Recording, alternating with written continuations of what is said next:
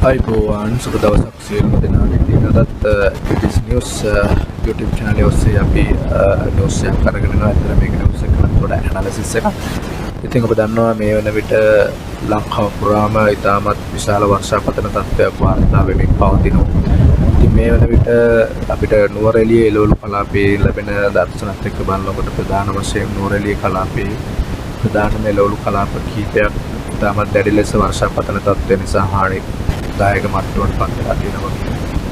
දැනට තියෙන එළවලුත් ඉතා විශාල ප්‍රමාණයක් ආපදා තත්ත්වයට එහෙම නැත්නම් භාවිතාගත නොහැකි තත්ත්වයට එහෙම දැඩි ලෙස හානි වී තියෙනවා. ඉතින් මේ තත්ත්වය නිසා ගොඩක් වෙලාවට ඉදිරි සතිය ඇතුළත කාලය තුල ලංකාවේ එළවලු වෙළඳපොළ තුල යම්කිසි එළවලු සම්පාදනය වීමේ යම්කිසි අඩුවක් දක්නට ලැබේවි.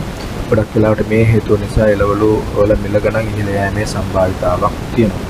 ඉතින් මේ වන විට මේ ඇතිවෙමින් පවතින වර්ෂාපතන තත්ත්වය ලංකාවේ සියලුම එළවලු කලාප ආවරණය කරගැනීමෙන් තමයි යන්නේ. විශේෂයෙන්ම නුවරඑළිය, ඊපස්සේ වැලිමඩ කලාපය, ඊට පස්සේ කල්පිටිය කලාපය සහ අනුරාධපුර දඹුල්ල යාපනයේ මේකෙන් සියලුම කලාප සඳහා ඉතා විශාල වර්ෂාපතන තත්ත්වයක් මේ වන විට වාර්තා වෙමින් පවතින නිසා ඉදිරි සති දෙකක කාලය තුල ප්‍රධාන වශයෙන්ම එළවලු වල දැඩි ලෙස ඉහළ යෑමේ හැකියාවක් තියෙන වගේම එළවලු සම්පාදනයේ වෙළඳපොළට අඩුවීමක් සිද්ධ වේවි.